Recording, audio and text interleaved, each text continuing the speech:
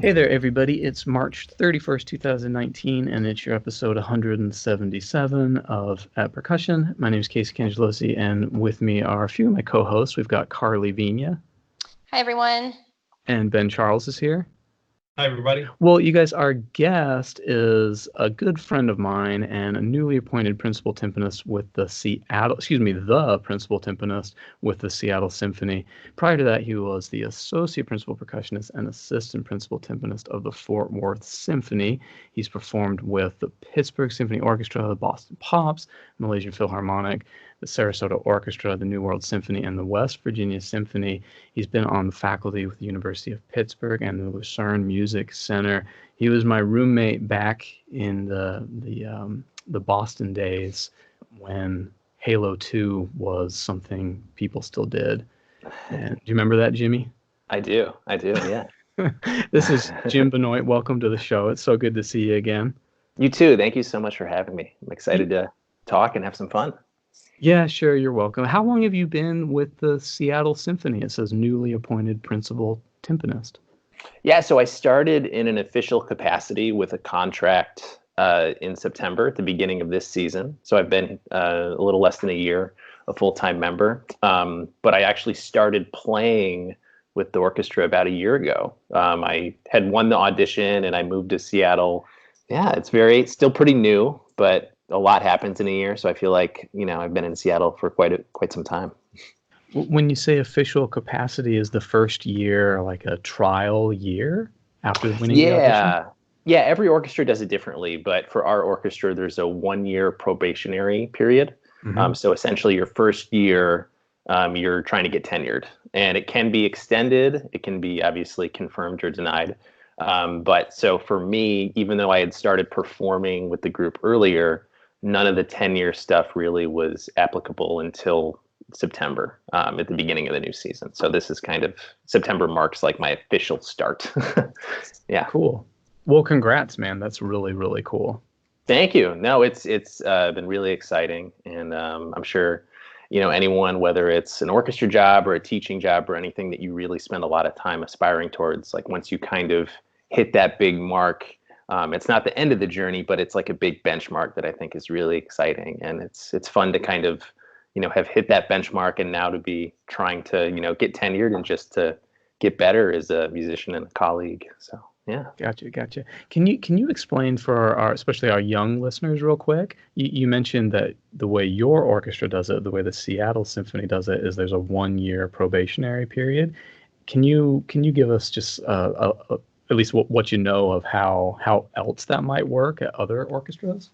Sure. So here, the way it works is it's 1 year. So you get, you win your job. And then after you start in our orchestra, there's a 1-year period where essentially there's a committee that is in charge of, granting you tenure.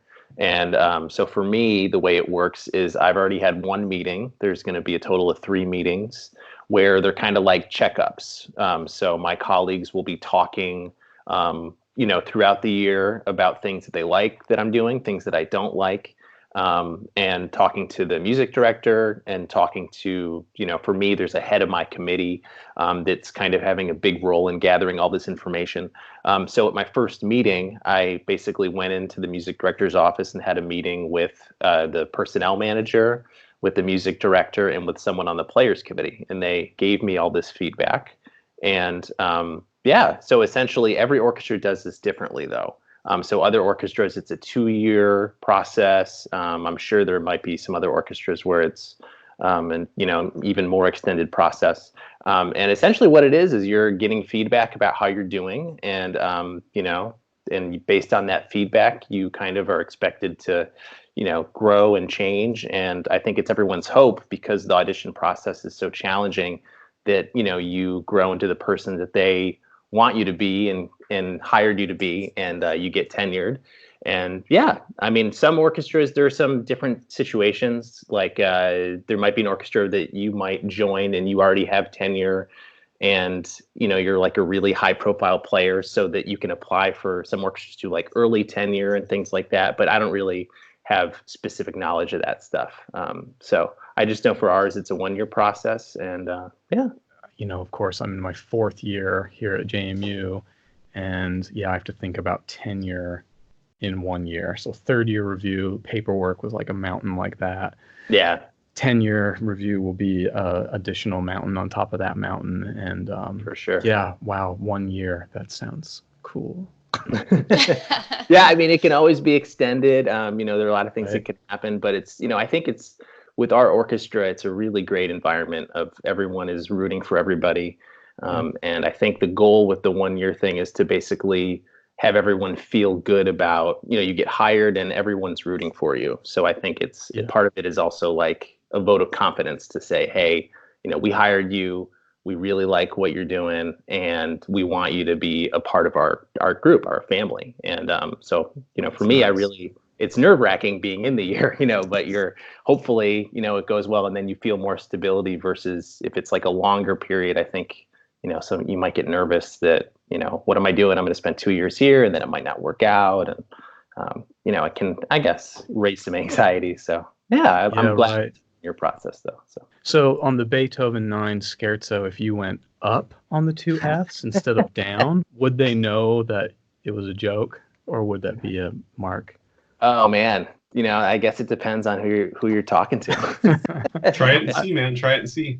You have to try it and see. Yeah, right. I'm sorry, Ben. I think you had something for Jim there. Yeah, well, speaking of the Seattle Symphony, we always hear about orchestras today are all going bankrupt and folding, all this stuff. And Seattle Symphony actually seems to be one of the ones that's doing quite well.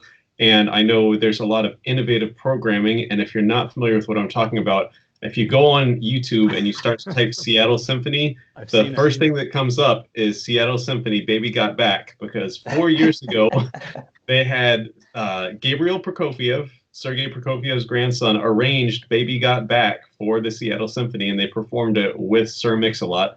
And it's really awesome. They have girls come up on stage and dance. You should definitely check it out. But anyway, I was going to ask Jim, could you tell us about, is that Sonic Evolution project that was part of, is that still going on? And what are some of the other innovative ways that Seattle Symphony is programming and reaching new audiences while retaining its legitimacy as a classical orchestra? Sure. I mean, it's a loaded question, and I think for me, I can only speak on what I've experienced since being here. But I think there's a couple different prongs that are at play, if you will. One is there are these long-term visions of, for example, we have a new performance space that we just opened called Octave 9, and it's a space that fits about 100 people. And it's designed to kind of be very innovative in terms of more chamber music and bringing in different types of artists. So there are things like that where it's not performing with the symphony in terms of like a symphony concert, but that the orchestra is really proud of and really excited about their role in kind of continuing this type of innovation, bringing in lots of new composers. And when we had like a 24-hour chamber music marathon there a week ago. And when we did that, a lot of it was local composers. So there's a lot of elements like trying to really create innovation and also relate it to Seattle and the community.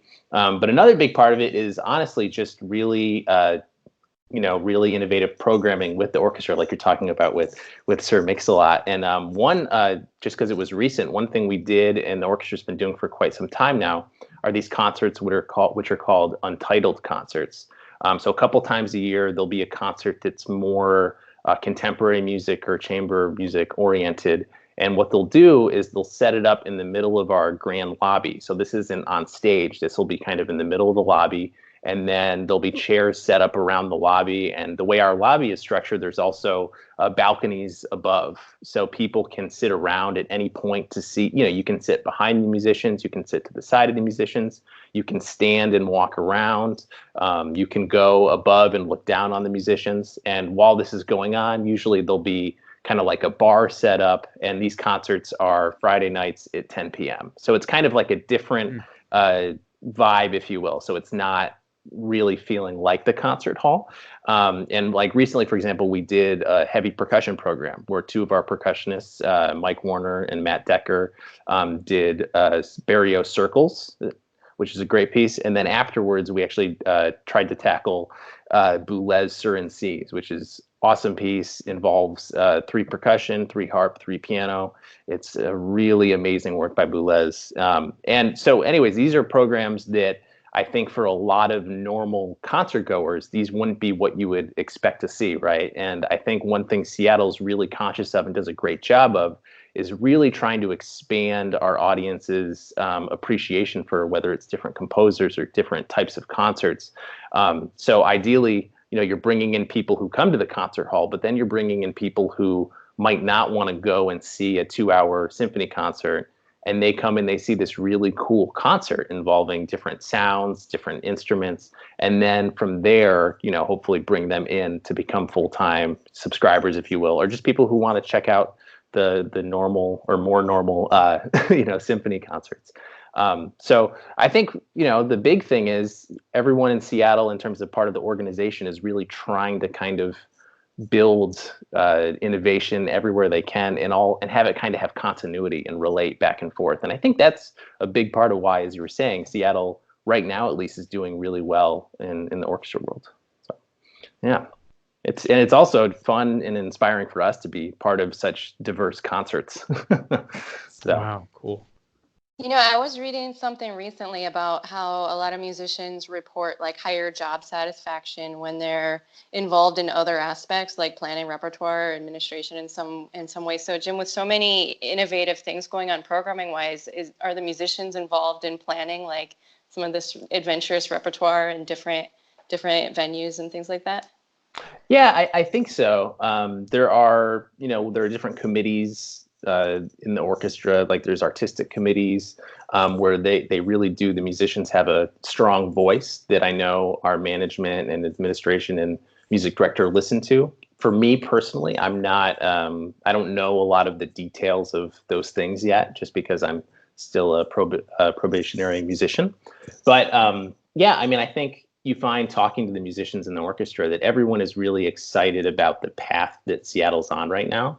I think there's a really good dynamic within the concert hall where musicians feel like their voices are being heard. And also, I think they feel that if they have an idea for some type of new progressive concert, they can talk to someone about it and it might happen. And I think that's a really powerful feeling, not just in an orchestra like this, but any organization. If any employee has that sense of confidence and trust that they can propose an idea, and that the people who are technically maybe above them in the hierarchy of the company might listen and make it happen. I mean, that's really powerful. And I think that leads to innovation. You're talking about like employee satisfaction. I'll say that a few years ago, Carly and I performed in Miami this piece by, it's some big like EDM guy named BT. It was like the BT, what was it called? Electronic Symphony or something like that. And I will say, I mean, like, obviously Carly and I would probably rather be performing Brahms, but it was probably the only time in my life I've ever gotten to perform in a symphony and have people just losing it, just like screaming the whole time. And so it is like, it's like, all right, well, like that was different and fun also in its own special way. And I think that, I do like I got to play some Beethoven a few months ago in a very good orchestra. But yeah, I mean, it's fun to have the variety of different reactions. Have you had any like Sir Mix-a-Lot type artists where you've gotten to perform with just like a bizarre different crowd than you normally would? The best example that comes to mind is actually a year ago when I was playing in Fort Worth, and we had Boyz II Men come and play with the orchestra. Wow. And initially they had programmed it as a one night thing. So we would have a rehearsal and then one show, and that was it.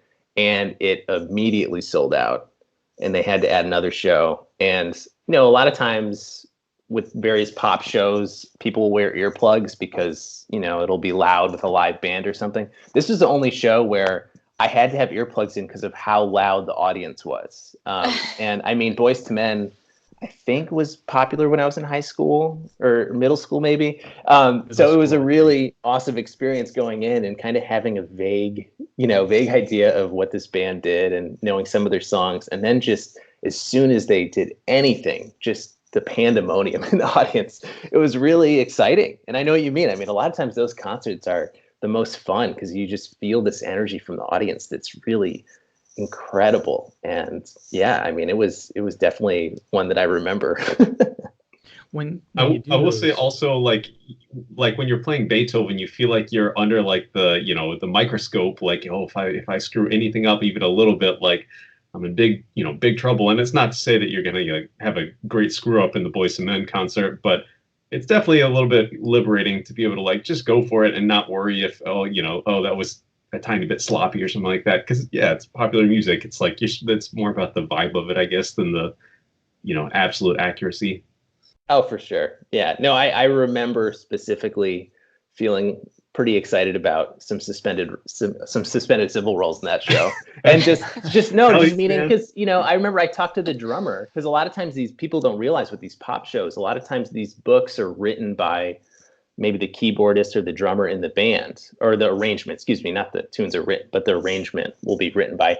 And I remember talking to the drummer, and he kind of just said, yeah, if you want to add something, go right ahead. And, I think a lot of times is classical musicians who are playing, as you're saying, like Beethoven, or playing what someone would maybe classify as more serious music. I think you don't feel that liberation. And I'm not saying people should go and improvise in Beethoven, but what I more mean is I think there are settings where you can really feel like, okay, I can take some liberty, and whether that liberty means adding notes, or whether that liberty means maybe just feeling like you can give a little extra something in a crescendo. I think that's where it depends on what type of music and you're playing and what the composer is. But for the Sir Mix-a-Lot, I'm sure people were really going for it and having fun. And I know for me in the in the show in Fort Worth, there was a lot of, okay, like the drummer's looking at me, I'm going to add a little roll here, and then, sharing a smile and stuff like that really makes performances really, really stand out. Yeah, I just also, speaking of that show, the BT show I was talking about with Carly, I think that was one of the points where I've never seen Carly so mad at me, because it was my job to bring a gong and it was Carly's job to play the gong. And I brought the stand, but I forgot the gong. And Carly was like, "You're gonna make me look like an idiot." We managed to borrow a gong from University of Miami, so thanks for that. And all was well. Carly did get to play her gong, so everything was good. I thought that story was on the Bartok Sonata. It was this piece, or has it happened twice? Oh no, it was just on this piece. Oh, okay. Yeah. No, the Bartok I struggled equally through. Well, I was going to ask Jim on one of those arrangements as the timpanist. I imagine sometimes the arranger, do they just give you the bass line? Do you have to pedal galore? I mean, so the show I was talking about in Fort Worth, I was playing percussion. But okay, when I've seen some of these on timpani, I haven't seen any where they just give you, the bass part and say do whatever you want. Right. I think sometimes what I find with these arrangements is it's funny because sometimes it's like very dense writing. Sometimes it's something that seems, if you're used to just playing Mozart or playing Beethoven, it seems strange because it is kind of like a bass line. And then other times, you're kind of sitting there and not playing at all, and you're thinking, why are there not low timpani notes with this bass line? So a lot of it I think is so dependent on whoever's arranging it and kind of what they had in mind. And some of it, a lot of this stuff is just written on the fly, like a MIDI keyboard, which I think you realize sometimes as you're playing it, but that can also just affect how thickly or densely something is written. So for example, maybe with the bass line, the composer wanted it to come out a lot, and he's sitting at the MIDI keyboard going, what instrument can I also add to this, right? And then he'll add timpani. So it's not something that would normally be a timpani part, but it's musically, it's like, okay, I needed something to really bring this out. And the reverse can be true, where it's, hey, we want it to be like really thinly orchestrated, and so let's not have any timpani or percussion. And then, you might sit there looking at your part going, I could play all this really cool stuff, but it's not really what the guy had in mind. So. Right. Yeah. Well, can you take us back a little bit? And yeah, so you and I are in Boston, and I remember you were on your way to one of your early, I don't know if it was the first lesson, probably not, because you would have had to have got this assignment from Mr. Rabbio, but you're studying with Sal Rabbio, the Sal Rabbio.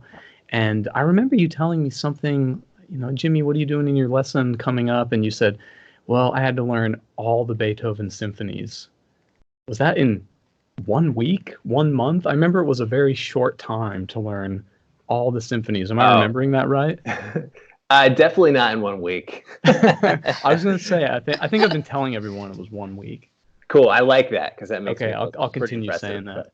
No, I mean, so I don't have a specific recollection of this moment, unfortunately, because I could tell you exactly what was going on. But studying with him was incredible, and one of the things that we did a lot was preparing works like Beethoven symphonies or overtures or other works by other composers, and he would want you to be able to play with any recording. So he could just turn a recording on, and obviously there are going to be moments where something comes out of a fermata and there kind of needs to be a conductor. So there are moments like that where you're kind of guessing. But his point was that you had to just know the score well enough that not only could you play with a recording that you would practice with, but he could play different recording. And in those different recordings, obviously tempos could be different. The orchestra could tune differently. They could tune to 440 versus 442 or something like that. And there could be all sorts of different variables. And his whole, I think, thought process was you should know this well enough that you hear these differences and can adjust on the fly. So I do have a very strong memory of just in general, the night before these lessons with Mr. Rabbio, just listening to all sorts of recordings with the score. And, having done that before also, I wasn't usually at least wasn't trying to cram, but just trying to be ready for anything that could happen. And so it was, I mean, studying him in general was an amazing experience, but also just, I found like things like this, which maybe aren't what you would work on if you're just trying to prepare for an audition. For me, it gave me a lot of confidence as a freelancer when I was freelancing to go in and just kind of be ready to play in different settings. But then also, when I was able to either play timpani as a freelancer or just getting this timpani gig, things like that gave me confidence just to know that, I've been doing a lot of work that's kind of been preparing me for playing with an orchestra, and it really helped. So there's a couple on here that seem to be somewhat related. So I'll ask both of them and maybe you can sort of wrap them up. So Randy Wong asks, Jim has a lot of improvisational and non-classical experience as a jazz vibist when he was at Berklee. How did this play into his artistic development, and does he recommend it for aspiring orchestral musicians? And then also Steve Fitch asks, have you ever improvised over the changes on timpani on a jazz chart? Jim, I still remember your arrangement of Send Your Mouse on Vibe. Oh, yeah. Yeah, it was so good. Thanks, man. Yeah, no, I remember working on that a lot. The first easy answer is I have not improvised over jazz changes on timpani. That would be, in a way, the most obvious connection of the different things I've worked on in terms of jazz vibes and timpani, right? Put them together. We appreciate not doing that. Try to become a jazz timpani soloist. So I've not done that. But yeah, I mean, I had a very, I guess, interesting, unique path where I went to school in Boston, and I was studying classically when I was in Boston. I want to make sure people know that and don't assume I kind of just was some, jazz prodigy that decided to play classical music. And I had great high school teachers who really both pursued me to work on classical things, work on jazz, work on hand drums, to really just have a broad background. And I think when I got to Boston for school, there were so many schools there and so many different amazing musicians. So I started off at Boston Conservatory, and at the conservatory, there were just incredible both students and then teachers. I mean, you had Nancy Zeltzman, who's a world-class marimbist. You had John Grimes, who was this really amazing Baroque timpanist. You had Sal Rabbio, who was in the area, who was this renowned timpanist. You had the Boston Pops guys. Then you had the Boston Symphony guys. Then at Berklee, you had people who were world-class drum set players, jazz vibe players, etc. So, I mean, it was really overwhelming to go in as somebody who was interested in everything and to have everything really at your fingertips. I mean, there's like a handful of places in the world where you could really get that kind of training. It was incredible. So for me, I really had always been interested in jazz vibes, and I decided to kind of spend some time really focusing on that. So I was at Berklee. I transferred to Berklee and was studying as a jazz vibes major. And then while that was happening, I was also taking classical lessons, primarily with Sal Rabbio, who at the time lived in Cape Cod, which is pretty close. It's like a 2-hour bus ride. So I mean, it's not a straightforward answer of like, would I recommend this to someone and how did it specifically help me? I think it made my path maybe a little bit longer and windier than it is for other people. More meaning like if you decided you wanted to be a timpanist or a orchestral percussionist with in an orchestra, I think your path would and probably should be not quite as windy as mine was. But I do think that having these other things that you pursue, other interests, is important because I think it helps you develop just as a musician, like a unique voice. And not to say that, when you go and play to win a job behind a screen, you have to sound like someone who studied jazz vibes or something like that. But I do think that for me personally, it really helped develop all these things that really form who I am as a musician today. And like on the practical side, like studying jazz vibes made learning notes really easy. So for example, then if I'm trying to learn a piece of music, whether it's Boulez a couple weeks ago, or whether it's just trying to work on a xylophone part or something, from all the jazz vibe training helped me to really see patterns quickly. So that was really helpful because then you start to see patterns instead of looking at all these notes and kind of trying to figure out how I'm going to learn them. Right away, I would kind of say, oh, like that's a pentatonic scale, or like, oh, that's this kind of dominant chord. And I know it doesn't mean that I can play it right away, but little things like that would help, kind of connect the dots. Another thing too is I do think that, when you work on something like jazz vibes or hand drums, you're essentially working on something that is it's like really making you have to learn styles. And I think that's one thing that we don't think about when we kind of put things in big boxes like classical music and jazz and Latin or whatever you want to label things as. But like within classical music, there are so many styles, right? Beethoven is a different style, different composer than Mozart, than Bartok, than Brahms. And I think as someone who's playing these excerpts at an audition, or just someone who's trying to play them with a group, you really need to notice these differences in style and make it really clear. And I think for me, like studying a completely different genre, if you want to put jazz in a different category than classical, it really helped me to identify different styles. So then when I came back and was working on like excerpts for a timpani audition, you start to see little and hear little differences. And then you have these realizations of, okay, like I can make a bigger difference between these two composers. And how can I, and like little things like that, I think, which then really do make a big difference in the presentation, if it's an audition you're giving, or just in the effect of playing in the group you have. And the last thing I'll say is that I think just performing different types of music helps you as a performer, and I think with everything, not just music, the more you kind of get outside of your comfort zone, the more that you kind of build confidence, and it allows you to kind of expand your comfort zone, if you will. So, it doesn't have to be jazz vibes, but if you're someone who's a classical musician and then you're playing a lot of drum set, like that's going to help your time a lot. That's going to help, your sense of styles we're talking about and your sense of rhythm. And then when you go back to playing any type of percussion part in an orchestra, it's going to help you right away to then feel more at home and at ease. So I think like all these things, it's complicated. It's not as easy as to say you should pursue jazz vibes and this, or you should pursue these different things. But I do think that expanding your horizon a little bit does have a lot of benefit, regardless of what career path you're trying to go down. This reminds me so much of the way back when Jason Haheim episode where he talked about, Jason had like the weirdest career path of like, basically majoring in science and then kind of going, I think I want to play timpani and coming back around to that. And I was just also going to add that if anyone does want to hear some jazz timpani, we talked about on William Murch's episode, Jonathan Haas has certainly done a bit of that. There's some little YouTube clips online. But one thing on the Jason Haheim episode that I talked about that I was so excited to talk about was the Elliott Carter 8 Pieces for Timpani. And I did this great presentation on it. And then Jason was like, yeah, I actually haven't played those. Oh, really? I didn't know that. Like roundabout path. So I was hoping we could dovetail that into, Jim, have you played those? And have you had experiences with those pieces? Sure. I played 3 of them. I played March, Canaries, and Saeta.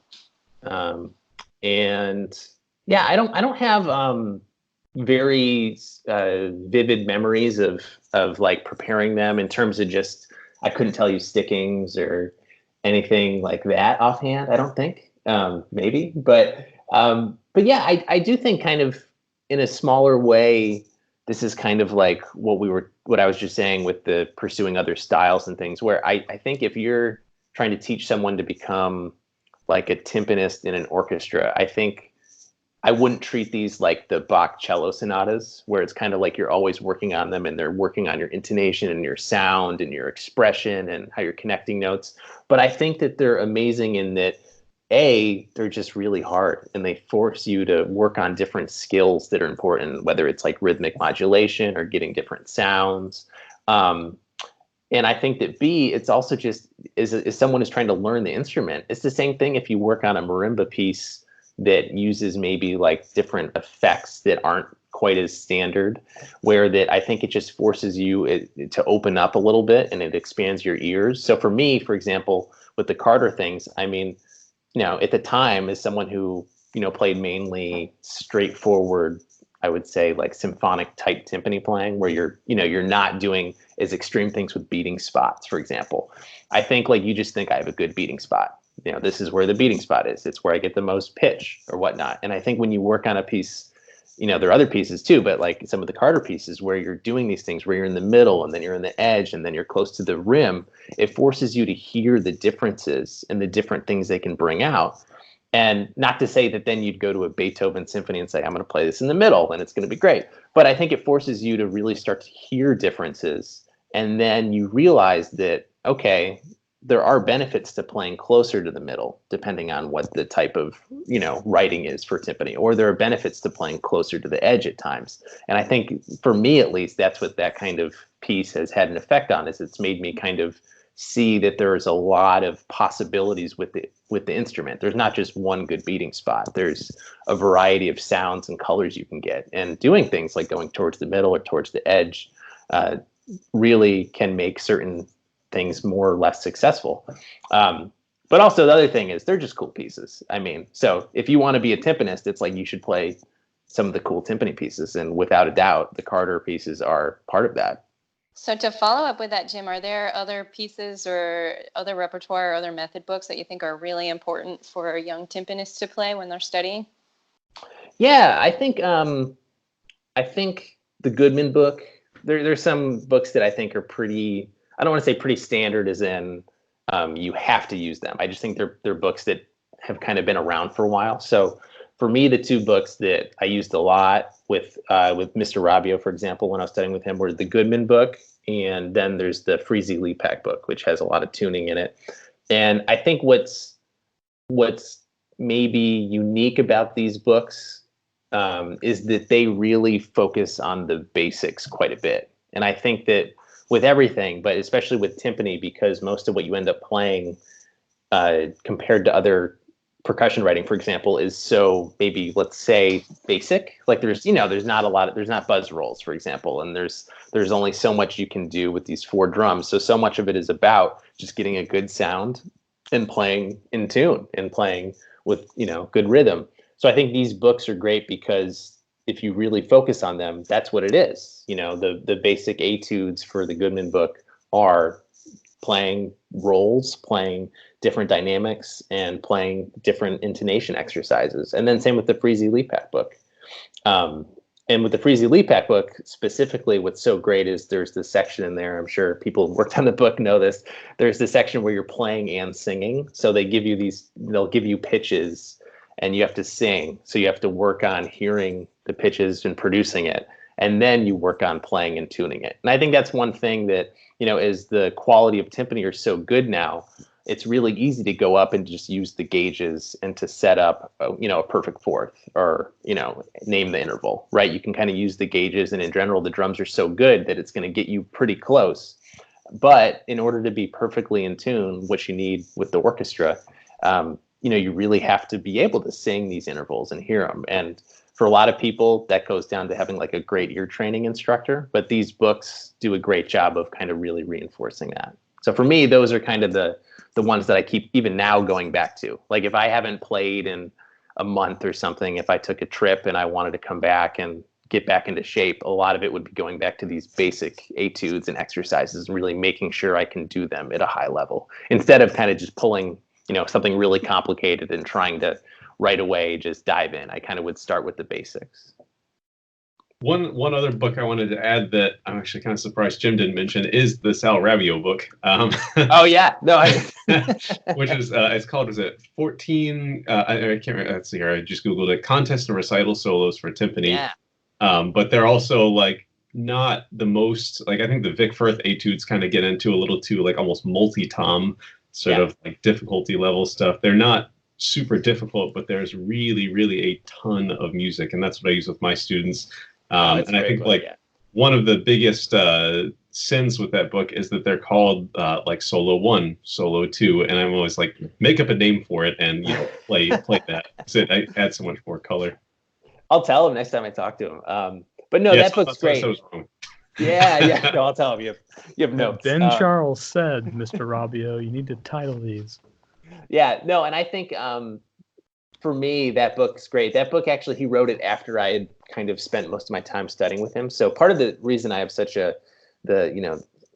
of the reason the book we're talking about, the Leapak book and the Goodman, have had such an impression on me is because I spent just years with Mr. Rabbio playing these basic etudes from him, and him just kind of looking at me and, is that a true fourth? And then me kind of face going red and then going down and trying to tune again and coming back up. And, so I think it comes from that place. And I think when he wrote his book, I don't want to speak for him, but it seems to me that he really had this idea of, I want to write something that people can play in a musical way and people can approach it at every level. So it's not something where you need to have these crazy chops to do. It's not something that, you have to be a master. He wanted to write something that, is someone who's an adventurous student, you could do and try to do musically, or if you're someone who's a professional timpanist, you could do and try to really play it musically. Yeah, I think number 3 in that book is like one of my like just favorites of all time. It's one with C, E flat, F as the tuning. And there was one studio class here where I performed it for my students. Like I actually went in for a week and practiced this like freshman level timpani etude, then went and performed it for my students, because it's like, yeah, there's so much there that I think oftentimes we just don't really scratch the surface of. Yeah. No, and one thing I want to say about him, just because for me, he had such a profound influence on me in terms of the we're talking earlier about jazz and things. I mean, he had me transcribe melodies for timpani, and I think we in the classical world maybe think of transcriptions as something that jazz players do to work on improvising and don't really think a lot about it. But he had me, I don't remember offhand, I remember Danny Boy was one he assigned me one time, and, he would just pick melodies and just say, I want you to transcribe this and put it in a key that works for the timpani and figure it out. And, sometimes it was to do something that was challenging and that was really, he wasn't sure how you were going to do it. There wasn't like a right or wrong way. It was kind of just like, good luck, let's see what you come up with. But yeah, and I mean, so it's that kind of outside the box thinking that I think was amazing from him. And one thing, I'll just bring this up because it's related. I took a while ago the Chicago Symphony principal timpani audition that Dave Herbert won, and they asked for a melodic timpani solo. I think maybe it just said timpani solo. Might have said melodic. I don't remember. But so for that, I remember for me, I actually transcribed a opera aria and tried to play it on timpani. And so that's the kind of thing where, it's not that that's what you have to do, but I think a lot of people think of timpani in a certain way. And I think if you're someone who's trying to become, whether you're trying to become a professional timpanist or just a better timpanist than you are today, like things like this, which seem a little outside the box, can be really rewarding. I mean, if you're trying to transcribe something on timpani, you're learning about the ranges of the timpani, like how low and how high can each drum go. You're learning about intonation and what is possible pedaling, and then you're also learning about effects like, I know teachers really stress with pedaling timpani, making it exact so you're not hearing a gliss, right? But then sometimes, like in a string solo, you'll hear a little bit of a gliss between notes. And so it's an effect that they'll connect notes. So then as a timpanist, like, are there times you want to do that? I don't know. But these are things that I think working on some of these kind of cool outside of the box projects, they can really have big positive impact on you, not just in that project, but then way down the road. Do you know what Dave Herbert's melodic solo was? Oh man, I forgot. I think it was it Stars and Stripes Forever? Yes. Yeah, Stars and Stripes. Right. Oh, really? Wow. How do you know that, Ben? I think we talked about it at some point, maybe on Jason's Oh, episode. really? I need to invite him on. I've been talking to Cynthia Ye just over email, and of course Chicago Symphony's having a strike right now, so I'm trying to. It's not really much news or to talk about. I mean, of course, it's a big deal for them, but it is the typical thing that we've talked about on the show before. I think back on Tony Cerrone's episode, we were talking about the Pittsburgh Symphony strike, which actually I think, Jim, you were in Pittsburgh at that time, if I remember. Yeah, I was freelancing with the orchestra a little bit and teaching around the area. So yeah. We'll have to have Dave Herbert on too. That would be really fun. I was going to say I bet he played like Cat Scratch Fever or something. Yeah, if you go on, who's the guy? He's like the timpanist in somewhere in New Zealand or Australia. Stephen Logan. Okay. Steve Schick. Yeah, no, that's not it.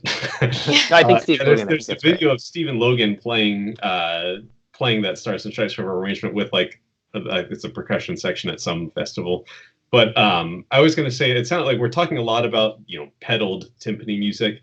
And I think any high school, senior, college freshman wants to like set the pedals. I have my perfect fourth, and then I just get to sort of ignore it and hit the drums. And one other book is, have you guys ever heard of the Ron Horner book called The Tuneful Timpanist? Yeah. Yeah, it's exactly like what Jim was talking about, although probably with a bit more guidance. But basically, play Frere Jacques on timpani or something like that, and here's which drums you put it on. Leave this pitch as sort of an anchor note, and then you can pedal from there. And I never actually played out of that book myself, although I've had a couple students do it. But I did those sorts of exercises before playing the Bartok to get used to being able to play a part of a scale on timpani or something like that. Right. Yeah. No, and there are some other books I probably should have mentioned. I mean, the Hochreiner books are all great. They're pretty, it's kind of standard timpani etudes compared to some of the stuff we're talking about, but they're all fantastic. Trying to think of what I used a lot. I mean, I think there's a George Martingley book it's like pedaling melodies. So there's a lot of it starts out with maybe doing something that's fourths and fifths where you're essentially doing whole steps in each pedal quite a bit. But I mean, part of the thing now is there's so many books now, it's almost, for me, it's almost overwhelming just because I kind of really worked with a few books and really worked on them many times almost. I mean, I remember I went from studying with Sal Rabbio to studying with Marcus Roten in New York. And Marcus had us do the Lepak book also. So it was like I'd already done the book, and then I started over and did the book again. And so I think, there are plenty of books. So if I haven't mentioned it, I am not saying it's not a good book. There's just so many out there now that, and part of it is it's great. It means there's so many great teachers out there. So it's an exciting time to be a drummer. Yeah, for sure. Well, I'm gonna give Jim a quick break. I have a short little sound for you all today.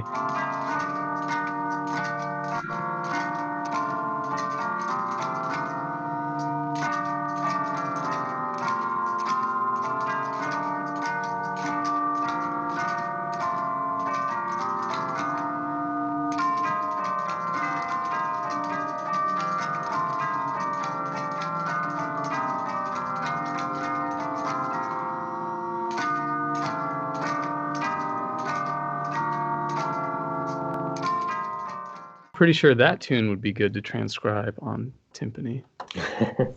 Anybody have an idea what that is? Ben, you might. Yeah. So you've reported several times on the show about the Deagan company, right?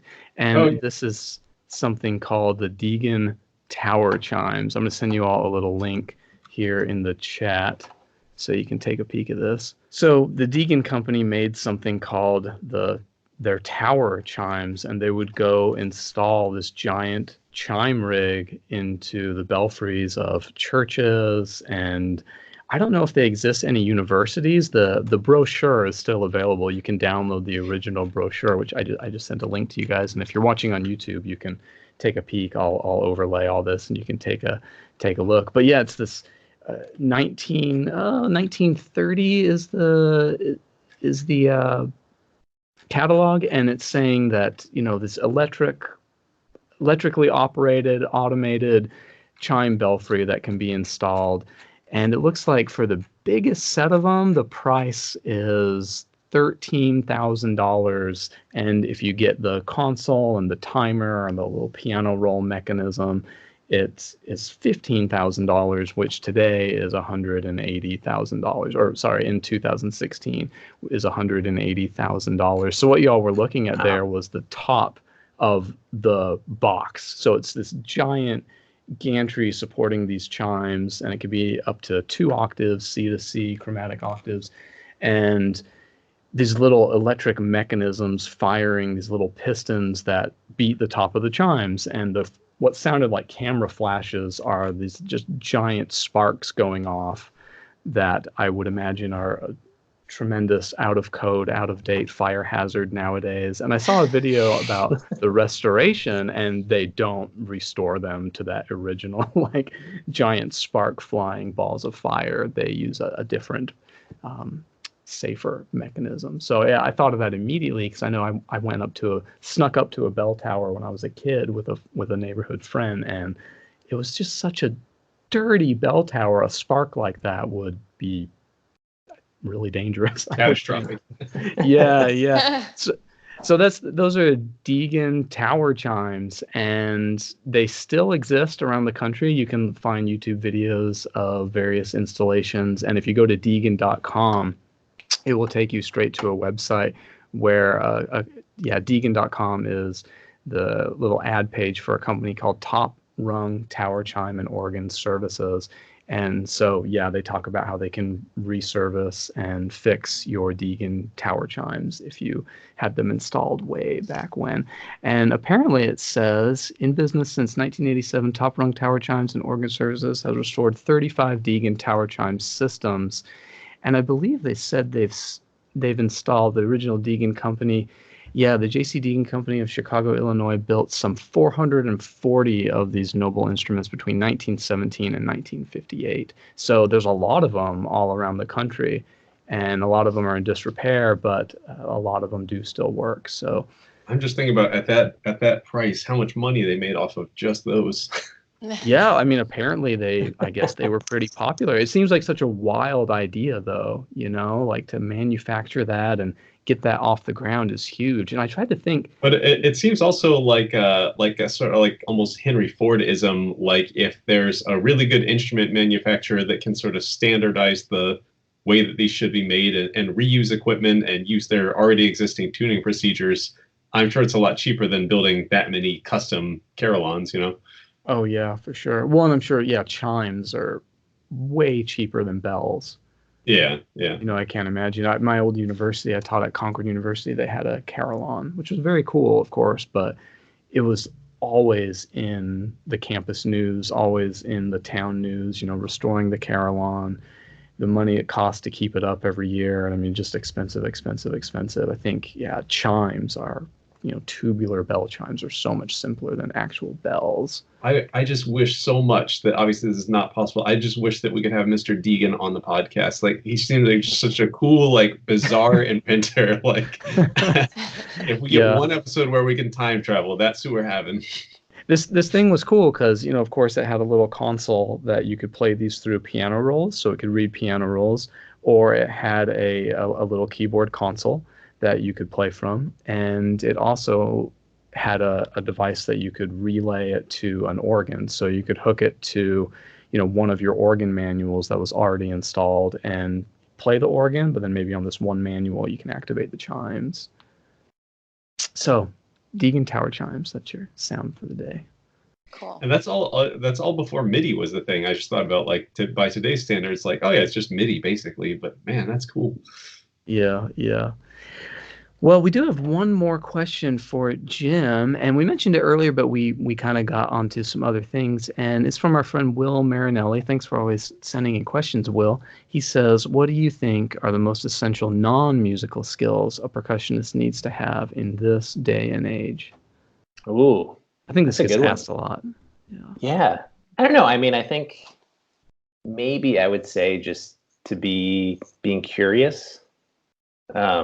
Just because I think what we do, there's a lot of ambiguity in, like just when you think about someone writes a part, and these even just more straightforward orchestral parts, someone writes a part and it's playing a cymbal note, and to play this cymbal note, you're, crashing two pieces of metal together, and to get the best sound. And I think that for me, the percussionists I've heard that I'm most inspired by are people that are always kind of trying to get better sounds. So they're always curious about what can I do differently. And that's not to say that, it's bad to pull out your favorite pair of cymbals and use them for a note because you like them the best. But I do think that, being curious, always kind of looking for new ways to approach things, looking for different sounds, looking for a different pair of sticks. I think those things are really important just because, what we do, I think, can get stale.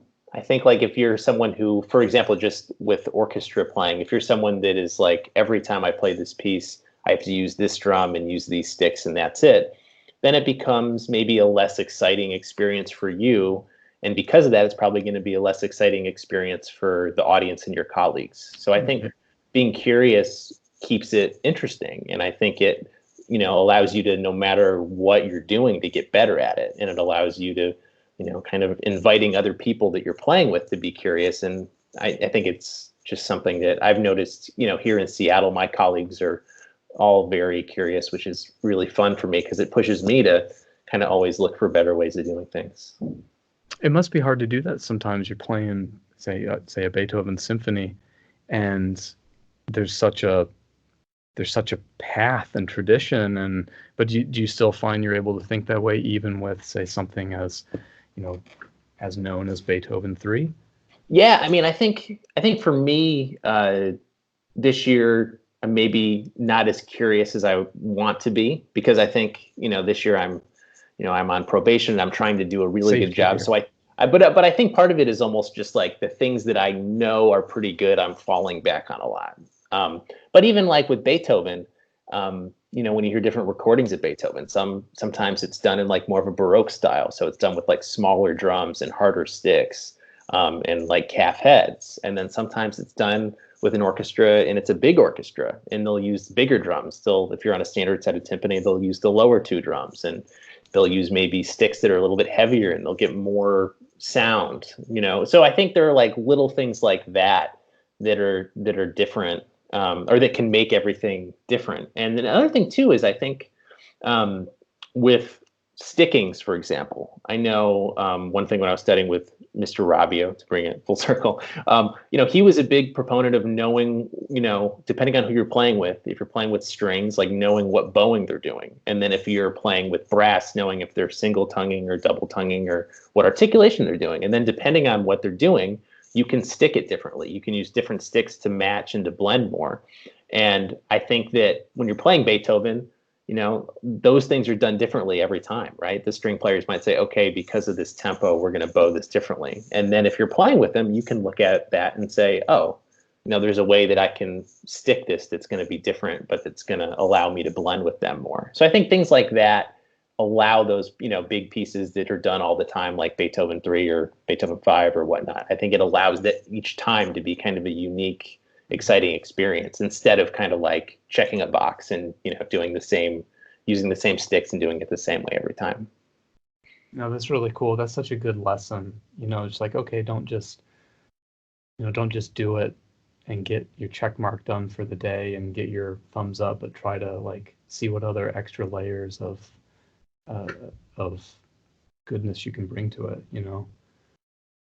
Yeah, very cool. Well, you guys, thanks so much. I think we stayed just under an hour. So, man, Jim Benoit, it's great to have you on and see you again. We don't catch up enough, so this is awesome. Yeah, thanks for having me. It's been fun.